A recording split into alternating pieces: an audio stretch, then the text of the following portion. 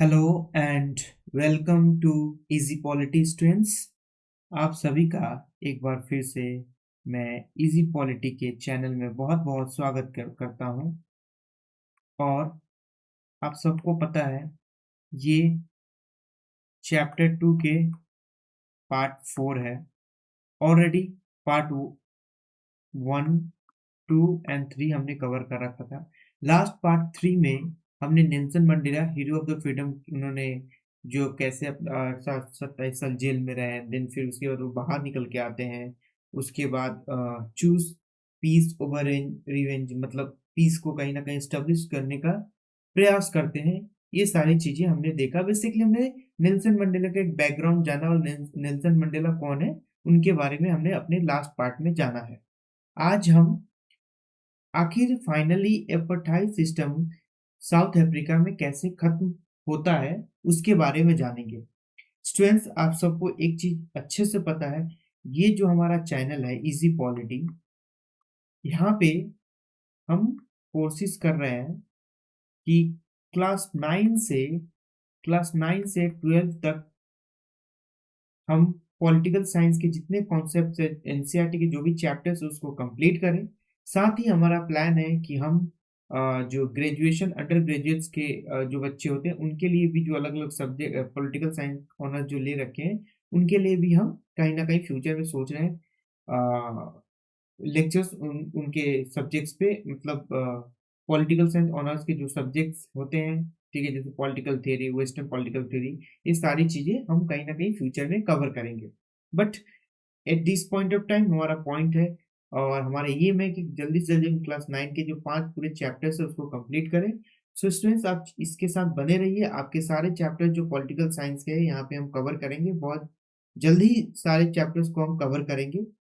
और साथ ही हमारी ये कोशिश है कि हम इजी से इजी तरीके से कैसे हम पॉलिटिकल साइंस को प्रैक्टिकल एग्जाम्पल के थ्रू हम कॉन्सेप्ट्स को समझे, सो डैट हम डे टू डे लाइफ में जो भी हम डे टू डे लाइफ से हम रिलेट कर सकते हैं पॉलिटिकल साइंस के कॉन्सेप्ट्स को। हमें चीजें हार्ड ना लगे, हमें रट्टा ना मारना पड़े, और साथ ही हम एग्जाम पर्सपेक्टिव से भी पढ़ने और समझने का प्रयास करेंगे। And as I always said, सिर्फ समझने से काम नहीं चलेगा, आपको एग्जाम में लिखना भी आना चाहिए। हर सब्जेक्ट का अपना अपना लैंग्वेज है, पॉलिटिकल साइंस का भी अपना एक लैंग्वेज है। उस लैंग्वेज को दिमाग में रख के हमें कहीं ना कहीं अपना आंसर्स को एग्जाम्स में लिखना है। तो सिर्फ हम समझेंगे नहीं, बल्कि हम अपने एग्जाम पॉइंट ऑफ व्यू से भी चीजों को कवर करेंगे, सो दैट आपका एग्जाम में भी चीजें हो जाए और साथ ही आपको इजी तरीके से पॉलिटिकल साइंस समझ में आ जाए। सो स्टूडेंट्स, आज का क्लास हम शुरू करते हैं। और आज हम एंड ऑफ एपर्टाइज सिस्टम जो है उसके बारे में जानेंगे कि आखिर फाइनली एपर्टाइज सिस्टम कैसे एंड होता है साउथ अफ्रीका में। After decades of struggle and international pressure, after decade of struggle and international pressure, South Africa finally achieved freedom and democracy.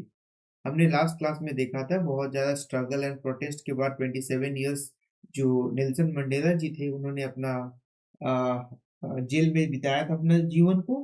अब उसके बाद जेल से आते हैं और कहीं ना कहीं वो एपार्थाइड सिस्टम को फाइनली एंड करने में बहुत बड़ा एक रोल प्ले करते हैं।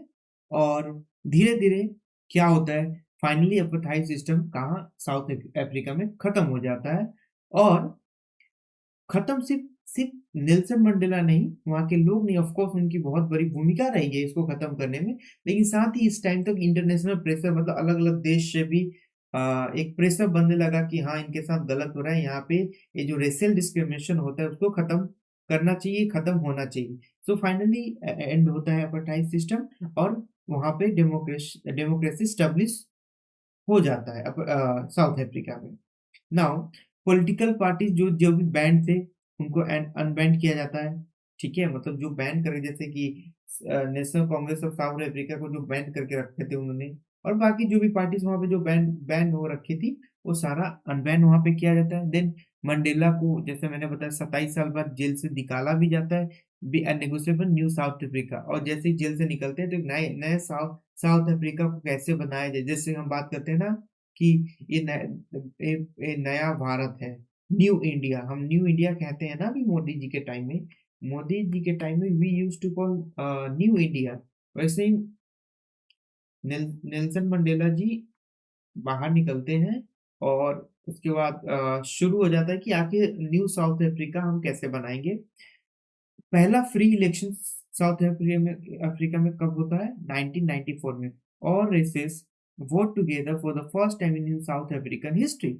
जो भी रेस, बीट व्हाइट ब्लैक, जो भी रेशियल डिस्क्रिमिनेशन ऑलरेडी खत्म हो जाती है, और जो भी रेस के थे, भले ब्लैक्स हो या व्हाइट्स हो, उनको सबको वोट देने का अधिकार फाइनली मिल जाता है।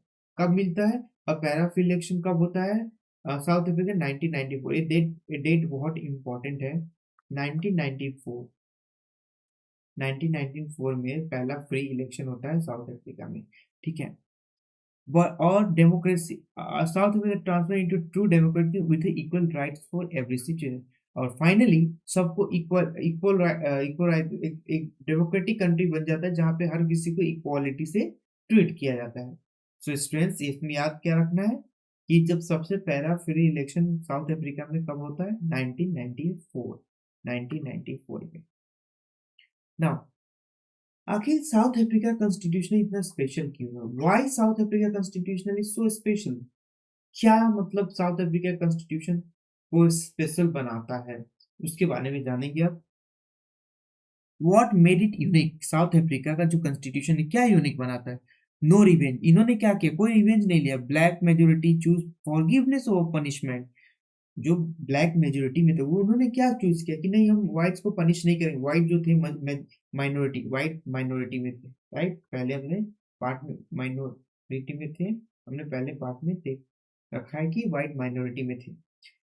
मेजोरिटी में कौन थे? ब्लैक थे। तो ब्लैक ने, भले व्हाइट्स ने बहुत ही रेशियल डिस्क्रिमिनेशन किया हो साउथ अफ्रीका के ऊपर, बट जो साउथ अफ्रीका है, वहाँ के जो मेजोरिटी यानी कि जो ब्लैक्स है, उन्होंने कोई रिवेंज नहीं लिया और साथ में उनको भी एकोमोडेट किया, यानी कि साथ में अपने साथ रहने दिया और उनको भी इक्वालिटी से ट्रीट करने का कोशिश किया। मतलब बेसिकली उन्होंने उनको इक्वालिटी से ट्रीट किया। यानी कि एक लाइन में बताऊं तो मेजोरिटी जो ब्लैक्स, फाइनल डेमोक्रेसी स्टैब्लिश हो गई, तो ब्लैक्स ने कोई रिवेंज नहीं लिया व्हाइट्स के अगेंस्ट, और उनको जो जैसे रहते थे पूरा फ्रीडम से, इक्वालिटी से उनको रहने का वो सेम हक वहां पे दे दिया। व्हाइट एक्सेप्टेड चेंज, और व्हाइट ने क्या किया? माइनॉरिटी जो थे, change agree to share power, उससे इक्वली शेयर पावर करेंगे। मतलब कि पावर शेयरिंग में कोई डिस्ट्रीब्यूशन नहीं होगी, यानी गवर्नमेंट जो है और स्टैब्लिश, तो जो मतलब कि जो पावर शेयरिंग होगा, मतलब कि में जो एमपी एमएलए जो भी है, या जो भी इंस्टीट्यूशन में जो भी ब्यूरोक्रेट्स कुछ भी हो, तो इक्वालिटी से पावर शेयर होगी। ये नहीं होगी ये व्हाइट है तो इनको ज्यादा सुपीरियर पावर दी गई है और ब्लैक्स को नहीं, सबको इक्वालिटी से ट्रीट किया जाएगा। Everyone participate, all racial groups help right up and new constitution. सबने पार्टिसिपेट किया किसमें? कॉन्स्टिट्यूशन को फ्रेम करने में, ठीक है। किसी को यहाँ से आइसोलेट करके नहीं रखा गया, ब्लैक्स को ना व्हाइट्स को, किसी को रोका नहीं गया। व्हाइट्स एंड ब्लैक्स इकट्ठे मिलके कॉन्स्टिट्यूशन फ्रेम करते हैं, ठीक है। अब हम इनके जो, जैसे मैंने बताया ना कि हमारे जैसे sovereignty, secular, equality, sovereignty, secular, social, ये सारा जो हमारा जो वैल्यूज है प्रीएम्बल का, वैसे ही इनके कोर वैल्यूज है कॉन्स्टिट्यूशन का। हमारे कॉन्स्टिट्यूशन कोर सोवरेन है, सोशलिस्ट है, रिपब्लिक है, डेमोक्रेटिक है, इक्वालिटी, जस्टिस, फ्रेटर्निटी, ये सारा जो है कोर वैल्यूज है हमारे कॉन्स्टिट्यूशन का। वैसे ही वैसे ही साउथ अफ्रीका कॉन्स्टिट्यूशन का कोर वैल्यूज के equality, rights, trust and cooperation. These put inspire the entire world to show that justice and reconciliation can triumph together.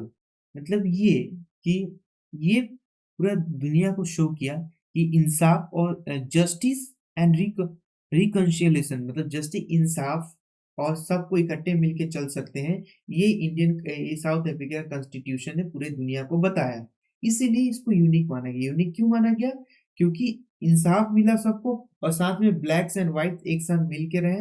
सो ये कहीं ना कहीं एक दुनिया को दिखाता है कि जस्टिस और रिकंसिलिएशन, इंसाफ और साथ में इकट्ठे मिलके हम इजीली रह सकते हैं, कोई भी community be blacks white Hindu Muslim जो भी ये लोग हैं ये एक साथ रहना पॉसिबल है। क्यों पॉसिबल? क्योंकि साउथ अफ्रीका में भी ये सारी चीजें हुई और साउथ अफ्रीका कॉन्स्टिट्यूशन ऐसे तरीके से बनाया गया है जहाँ पे सबको इक्वालिटी से ट्रीट किया गया है, सबको इक्वल वैल्यूज इक्वालिटी दी गई है, राइट्स है, ट्रस्ट है, कोऑपरेशन है और ब्लैक्स व्हाइट जो भी है सब एक साथ डिग्निटी से इक्वालिटी उस देश में रहते हैं। इसलिए ये साउथ अफ्रीका कॉन्स्टिट्यूशन यूनिक है पूरे देश के लिए, दुनिया के लिए। नाउ सबसे बड़ा क्वेश्चन, आखिर हमें कॉन्स्टिट्यूशन क्यों चाहिए? Why do we need a constitution? The South African experiment taught us an important lesson about the necessity to write. South Africa का जो कॉन्स्टिट्यूशन, साउथ अफ्रीका का जो एक्सपीरियंस हमें बहुत अच्छा एक इम्पॉर्टेंट लेसन सिखाता है कि हमें अपने कॉन्स्टिट्यूशन को मतलब हमारे कॉन्स्टिट्यूशन होना चाहिए, हमें रिटेन रूल्स एंड रेगुलेशंस हमारे रिटेन होना चाहिए।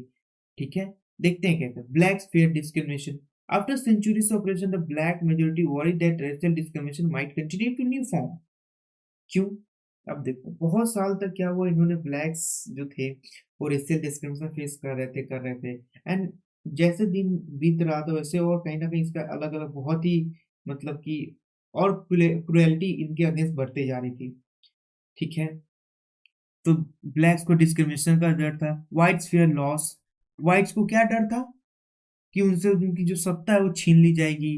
ठीक है, ब्लैक्स क्योंकि मेजोरिटी में है तो होगा क्या, जिस दिन मतलब कि इकट्ठे ये लोग जितना प्रोटेस्ट मास प्रोटेस्ट करेंगे, प्रोटेस्ट आगे अगर बढ़ा तो ये जो व्हाइट्स है उनका अपना पावर लूज करना पड़ेगा।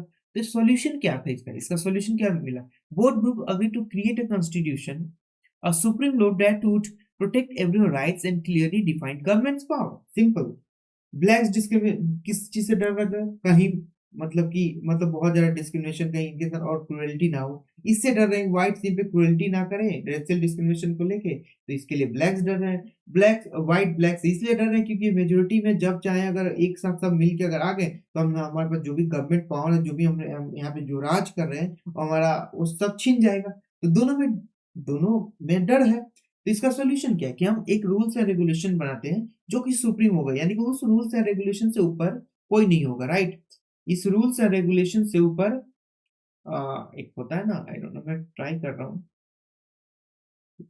ये तराजू है, आई hope I am trying student. ये तो पेंडुलम बन गया। ठीक है, इस रूल्स एंड रेगुलेशन से ऊपर कोई नहीं होगा। जैसे आप सबने देखा भी होगा यहाँ पे क्या कहते हैं, हाई कोर्ट में या सुप्रीम कोर्ट में ऐसे एक तराजू रहता है ना, तो एक रूल्स एंड रेगुलेशन जो कि इक्वालिटी से ट्रीट करेगा, उससे ऊपर कोई नहीं रहेगा। अ supreme law that would protect everyone, और वो लॉ क्या करेगा everyone equal, protects everyone rights and clearly defined government power.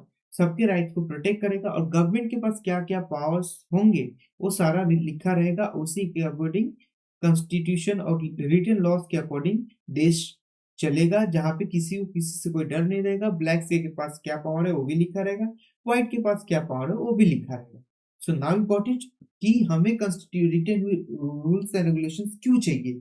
Written rules and regulations इसलिए चाहिए क्योंकि एक दूसरे से कोई डरे ना, किसी का प्रीवीसी किसी का फ्रीडम ना छीने, गवर्नमेंट मनमानी ना करे, जनता को अपना अधिकार पता हो। तो सब सारा चीज अगर लिखा रहेगा तो कोई एक दूसरे से डरेगा नहीं। ठीक है, एक दूसरे पे कोई क्रुएल्टी कोई वायलेंस नहीं दिखाएगा। सो यहाँ पे सबसे इंपॉर्टेंट क्या चीज है? A constitution provide trust, equal security, clear rules that binds everyone.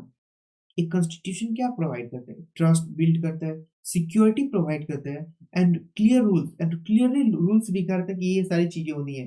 जैसे मैंने आपको एक स्कूल का एग्जांपल दिया था कि 9 बजे स्कूल में जाना है, मतलब जाना है, वो एक रिटन लॉस हो गया आपका स्कूल का कि 10 बजे आपके क्लासरूम में पहला पीरियड मैथ्स होगा। ये रिटन रूल्स है, राइट? वैसे यहाँ पे क्लियर रिटन रूल्स होंगे जहाँ पे that everyone must have to follow it. कोई उसको सरपास नहीं कर सकता, विच मीन्स वो सुप्रीम होगा, उसके ऊपर उस कानून के ऊपर कोई नहीं है देश में, ना प्राइम मिनिस्टर ना प्रेसिडेंट, सब उस कानून के अंदर आते हैं। From ordinary citizen to the most powerful leaders, वही मैंने कहा, भले नॉर्मल सिटीजन हो या कोई पावरफुल पर्सन हो, प्राइम मिनिस्टर प्रेसिडेंट हो, सारे उस कानून के अंदर ही आएंगे। तो ये रूल्स एंड रेगुलेशंस लिखा हुआ जरूरी होता है, सो डैट कोई एक दूसरे पे वायलेंस ना करे, एक दूसरे का फायदा ना उठा सके, एक दूसरे पर एक दूसरे के लिए कहीं ना कहीं एक सोर्स ऑफ थ्रेट ना बने। इसलिए हमें एक रिटन रूल्स एंड रेगुलेशन चाहिए, इसलिए कॉन्स्टिट्यूशन चाहिए। कॉन्स्टिट्यूशन का दूसरा फॉर्म यही हम बोल सकते हैं ना कि एक रिटन रूल्स एंड रेगुलेशन है जहाँ पे सारा चीज डिस्क्राइब है कि किसके पास क्या पावर्स होंगे, जनता के पास क्या पावर्स है, गवर्नमेंट के पास क्या पावर्स है, जनता किस लिमिट में अपना अधिकार को प्रैक्टिस करेगी, सरकार अपना किस हद में रह के अपना काम करेगा। यही सारी चीजें हैं, इसलिए हमें कॉन्स्टिट्यूशन चाहिए।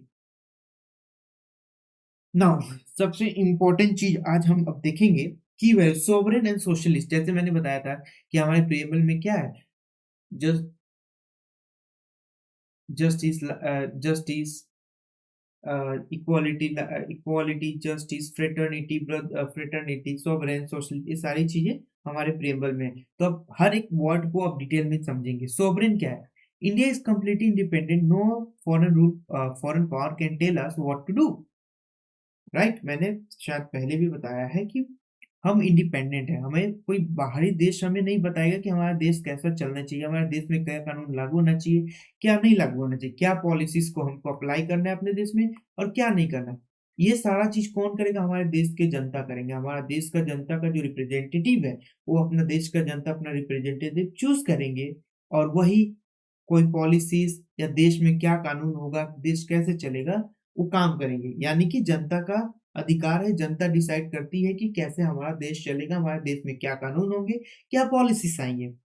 कोई अमेरिका में डिक्टेट नहीं करेगा, अमेरिका के हमें नहीं बताएगा कि चलो कल से ठीक है, कल से अब तुमको क्या करना है, अब यहाँ पे रुपीस, जो हम रुपीस यूज करते हैं, रुपीस बंद करो, डॉलर चलाओ। अमेरिका ट्रम्प आके नहीं बोल सकते ये बात। हम डिसाइड करेंगे कि हमें क्या करना है, उसी को सॉवरेन बोलते हैं। फॉर एग्जाम्पल, आप जैसे आपके आपके फैमिली में मम्मी पापा है, तो मम्मी पापा को घर कैसे चलाना, मम्मी पापा को कि यहाँ फीस जाना है या घर में क्या मेजर डिसीजन, वो कौन डिसाइड करता है? मम्मी एंड पापा।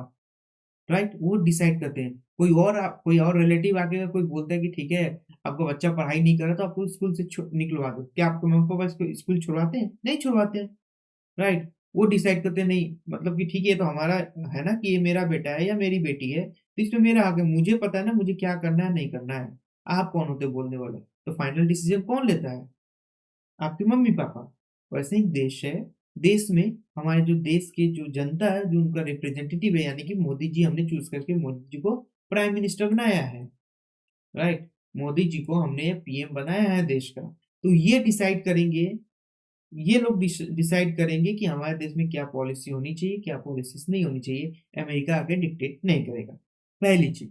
दूसरी दूसरी चीज, अब सोशलिस्ट का मतलब समझते हैं क्या होता है? The government works to ensure wealth and resources benefit all citizen, not just few, everyone should have access to basic needs. Socialist हो, यानी कि गवर्नमेंट किस चीज के लिए काम करेगी? जो वेल्थ एंड रिसोर्सेज जो भी है, जितने भी रिसोर्सेज हैं, वेल्थ है, वो ऐसा हो कि सबको सबको बेनिफिट करे। फॉर एग्जाम्पल, एक हमने पार्क बनाया, तो इस पार्क का क्या काम रहेगा? इस पार्क में ये रहेगा कि सबको आने का अधिकार है।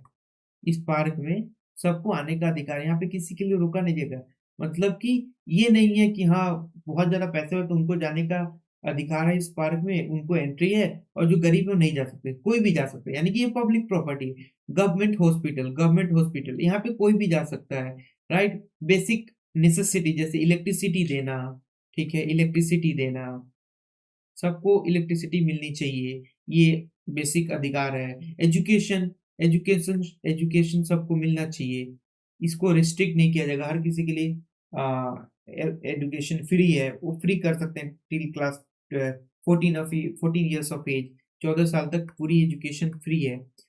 ये सारी बेसिक चीजें, तो गवर्नमेंट क्या करती है? ये सारी बेसिक चीजों पे काम करती है, और जो भी बेसिक ह्यूमन बींग्स की नेसेसिटी वाली चीजें हैं, उस पे काम करके वो मेक श्योर करती है कि जो रिसोर्सेस और वेल्थ इस तरीके से वो जनरेट करे, सो दैट ये बेसिक नेसेसिटी जो है वो सब ह्यूमन बींग को जो देश में रह रहे हैं उनको मिल सके। इसी को हम लोग सोशलिस्ट बोल देते हैं। सोशलिस्ट का और अलग डायमेंशन से, इसको बहुत डिटेल में आप आगे फर्दर क्लास में जाओगे तो पढ़ोगे।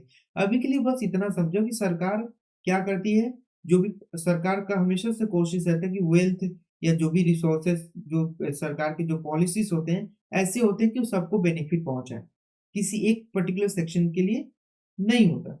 ठीक है, आप बोलोगे कोई कभी कभी पॉलिसी तो वुमेन्स के लिए भी आते हैं, वो थोड़ा चीजें डिटेल होता है, बस ऊपर ऊपर से आप सिंपल ऐसा समझ लो कि सरकार का काम ये रहता है कि जो बेसिक नेसेसिटी, रोटी, कपड़ा, मकान, हेल्थ, एजुकेशन, ये सारी चीजें सबको मिलनी चाहिए, इजीली मिलनी चाहिए। तो उसको मिलने के लिए सरकार पूरी कोशिश करती है और ऐसे तरीके से काम करती है और वेल्थ ऐसे तरीके से जनरेट करती है ताकि उस चीजों को फुलफिल किया जा सके।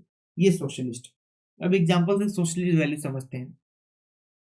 Example, public school provide free education two million children across India. जैसे कि मैंने बताया, गवर्नमेंट स्कूल से सबको फ्री एजुकेशन देती है, right. Ration system, affordable food economy पे जो गरीब लोग उनके राशन राशन सरकार देती है।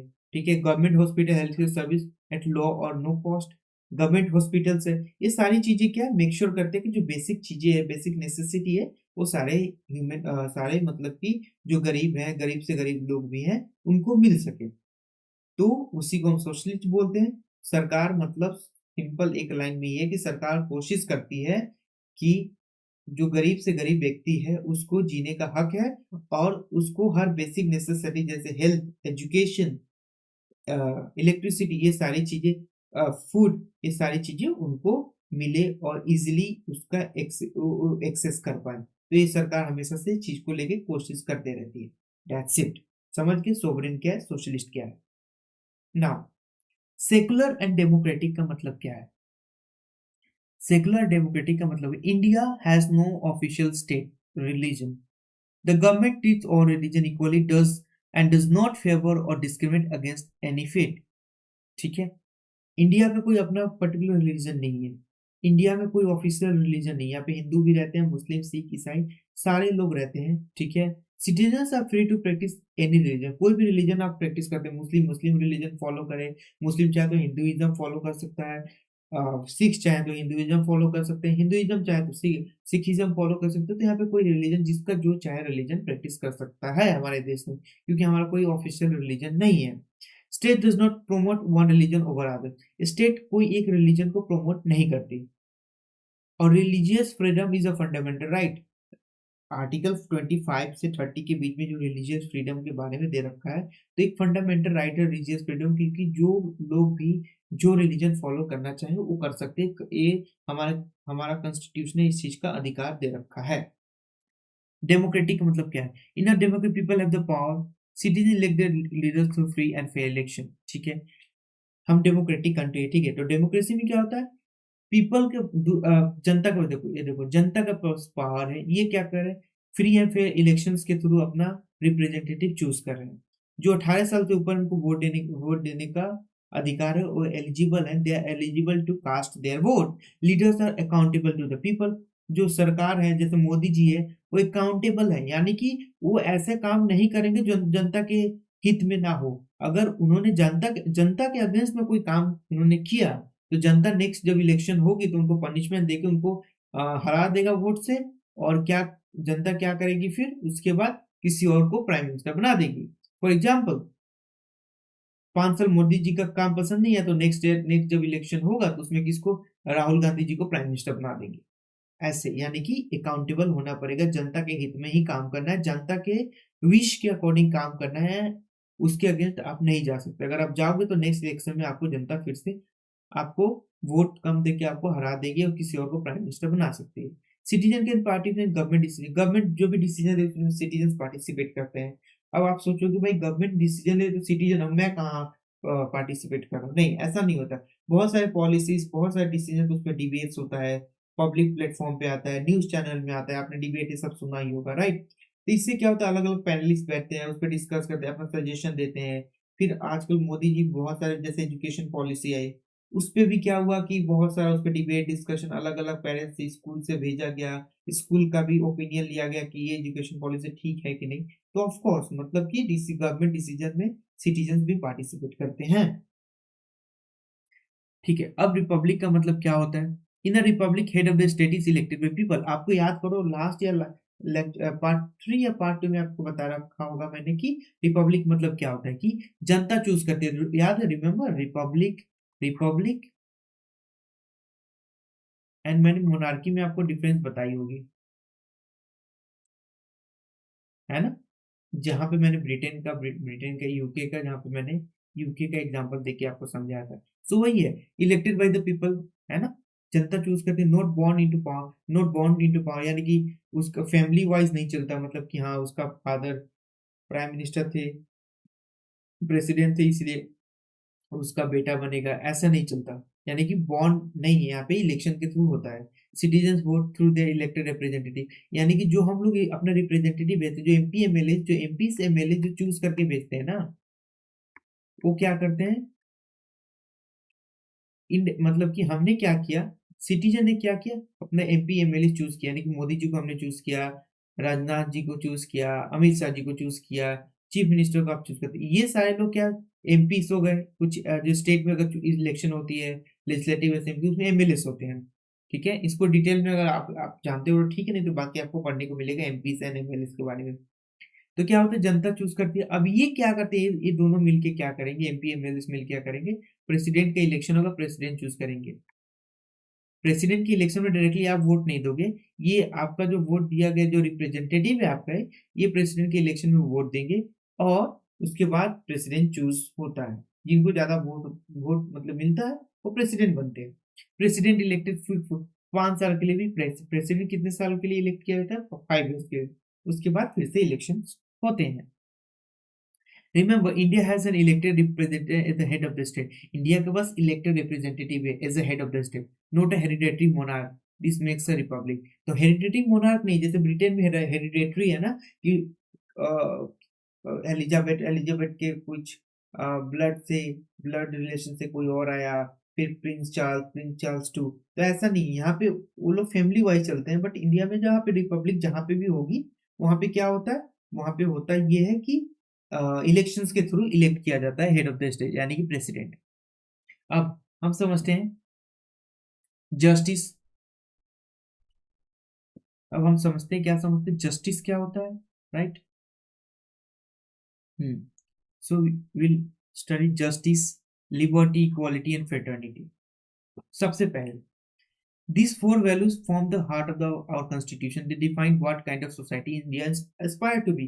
ये जो स्टूडेंट मैंने जहाँ जस्टिस, लिबर्टी, इक्वलिटी, ठीक है, democratic, justice, liberty, equality, fraternity, democratic, sovereign, socialist, Republic, democratic, ये सारी चीजें जो भी है, तो हमारे प्रियम्बल का सारा पार्ट है, प्रियम्बल में सारा चीज दिखा है। आप पार्ट में जब देखोगे, पार्ट 3 और पार्ट 2 में, तो आपको देखने को मिलेगा प्रियम्बल में सारी चीजें लिखी हुई है कि जस्टिस, लिबर्टी, इक्वालिटी। तो उसी सारे वर्ड्स को हम डिटेल में समझने का कोशिश कर रहे हैं, यानी कि हम प्रियम्बल को पूरा डिटेल इन डेप्थ पूरा पढ़ रहे हैं। और मैं स्टूडेंट्स आपको बताना चाहता हूँ कि आप जब क्लास 11 12 फर्दर अगर पॉलिटिकल साइंस में आप अपना सब्जेक्ट्स लेते हो, और ऑनर्स लेते हो एज अ पॉलिटिकल साइंस, तो ये जो सारी चीजें मैं अभी जो आपको बता रहा हूँ, ये सेम चीज आपको वहां पे देखने को मिलेगा। तो अगर आपका कॉन्सेप्ट अभी, अगर आप इसको अभी से समझ लो, तो आपको बाद में जाके दिक्कत नहीं होगी, और पॉलिटिकल साइंस आपके लिए बहुत इजी हो जाएगा। इनफैक्ट एक गवर्नमेंट कम्पिटेटिव एग्जाम्स में भी ये सारी चीजें पूछी जाती है, justice, liberty, equality, fraternity, preamble में जस्टिस से लिबर्टी, इक्वालिटी, फ्रेटर्निटी, ये सारी चीजें आपको कॉम्पिटेटिव एग्जाम्स में भी देखने को मिलता है। तो आप इस कॉन्सेप्ट को ध्यान से समझो, और कहीं ना कहीं आपको फ्यूचर में काम देगी, और आपके एग्जाम के लिए ऑफकोर्स काम तो देगा ही। सो जस्टिस क्या है, जस्टिस सबसे पहले समझते हैं, fairness in society, everyone deserves equal treatment, fair opportunities regardless of background, right. Fairness, justice मतलब सबको इंसाफ मिले, भले वो किसी भी बैकग्राउंड से है, वो भले गरीब हो, पैसे वाला हो, छोटे जाति का हो, बड़े जाति का हो, कोई फर्क नहीं पड़ता, सबको इंसाफ मिले, सबको इक्वल ट्रीटमेंट दी जाए, उसी को हम जस्टिस बोलते हैं। लिबर्टी क्या होता है, freedom of thought and expression, आपको बोलने का हक है, citizen can think independent, speak and freely and live without unnecessary restrictions. उनको जो जो एक जनता है देश में, वो उनको अधिकार है, वो बोल सकते हैं, उनको जो मन चाहे वो सोच सकते हैं, उस पर किसी कोई रेस्ट्रिक्शंस नहीं लगा सकता, उसी को हम लिबर्टी बोलते हैं। फ्रेटर्निटी, यूनिटी ऑफ ब्रदर, यानी कि भाईचारे से सब इकट्ठे एक साथ मिलकर रहेंगे। Equality, equality treatment before the law, यानी कि कानून के नजर में सब इक्वल हैं, कोई कानून के नजर में ना छोटा है ना बड़ा है। No discrimination based on religion, caste, gender और बर्थ, कोई डिस्क्रिमिनेशन नहीं होगी, किस बेस पे, रिलीजन, कास्ट, डिस्क्रिमिनेशन, बर्थ, किसी भी इस सारी चीजों पे आप डिस्क्रिमिनेट नहीं कर सकते हो, इसी को इक्वालिटी बोलते हैं। यानी कि हमने देखा कि हमारे प्रिएम्बल में क्या क्या लिखा था, justice, liberty, equality, fraternity, socialist, secular, democratic, Republic, ये सारी चीजें हमारे कॉन्स्टिट्यूशन का एक मेन क्रक्स है, जो हमारा कॉन्स्टिट्यूशन मेक श्योर करता है, एस्पायर करता है कि ये जो भी सारे प्रिएम्बल में जो भी वर्ड्स लिखे हुए हैं, जो जस्टिस, लिबर्टी, इक्वालिटी, ये कहीं ना कहीं फुलफिल हो और ये हर एक जनता को ये सारी चीजें मिले। ठीक है, ऐसा एस्पायर करते हैं, हम ऐसा देश बनाना चाहते हैं जहाँ पे जस्टिस हो, लिबर्टी हो, फ्रेटर्निटी हो, इक्वालिटी हो, इक्वालिटी से सबको ट्रीटमेंट मिले। ठीक है, सोवरेन हो, सोशलिस्ट हो, सेकुलर हो, ये हमारा एस्पिरेशन है। और कहीं ना कहीं हमारा कॉन्स्टिट्यूशन हमेशा से कोशिश करता है कि ये सारी चीजों को हम अपने देश में अच्छे तरीके से प्रैक्टिस कर पाए। So I hope I am clear with the preamble. Preamble का हमने हर एक वर्ड को एकदम एकदम डिटेल में पढ़ लिया। अब ये सारी चीजें अगर आपको समझ में अभी आ गई होंगी, तो ये सारी चीजें आपको रिपीट होते रहेंगी और आपके लिए अब आगे जान आप जो भी फर्दर हायर क्लासेस में जाओगे तो काफी चीजें इजी हो गई आपके लिए, अगर आपको अच्छे तरीके से समझ में आ गया होगा तो। और अगर आपको नहीं आया होगा तो आप एक बार लेक्चर को एक बारी दो बारी फिर से देखो। पहला एक नॉर्मल स्पीड पे लेक्चर को देखो, एंड देन क्या करना, 1.5 के स्पीड पे या 2 के स्पीड पे नेक्स्ट टाइम देखना। तो आपको अच्छे तरीके से आपके दिमाग में जो सारे कॉन्सेप्ट्स हैं समझ में आ जाएंगे और आपके दिमाग में बैठ जाएंगे।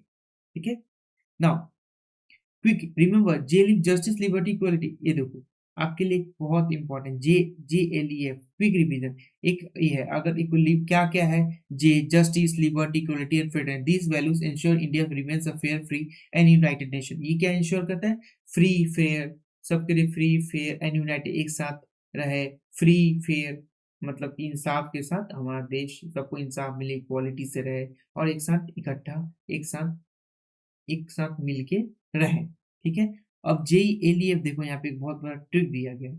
जे में justice, liberty, equality and fraternity. तो JLEF आपको एक शॉर्ट ट्रिक है, एक्रोनीम है, आप याद कर लेना, justice, liberty, equality and fraternity. ये आपके MCQ में या फिर इन ब्लैंक्स में शायद आपके ये सारी चीजें आ सकते हैं। सो स्टूडेंट्स, आज आज हम इतना करते हैं। अगले ये हमारा पार्ट 4 होने वाला है और आई एम श्योर पार्ट 5 में हमारा ये चैप्टर जो 2 है वो पूरी तरीके से कंप्लीट हो जाएगा। सो स्टूडेंट्स, आज हमने पूरा प्रियम्बल के कॉन्सेप्ट को हमने पूरे तरीके से देख लिया। थोड़े एक दो और कॉन्सेप्ट बचे वो हम नेक्स्ट पार्ट में कवर कर लेंगे। सो आई होप आपको लेक्चर जो ये पार्ट है, आपको जो कॉन्सेप्ट है आपको क्लियर हुए होंगे। नहीं हुए होंगे तो आप सेम लेक्चर को एक दो बार देखोगे तो आपको हो जाएगा। दूसरी चीज मैं आपको ये बताना चाहता हूँ, आपको अगर इसका PDF चाहिए, नोट्स चाहिए, तो आप कमेंट में बताओ। मैं कमेंट में टेलीग्राम चैनल का लिंक पिन कर दूंगा। ठीक है, पिन कर दूंगा मैं, आप डायरेक्टली टेलीग्राम चैनल को ज्वाइन करना।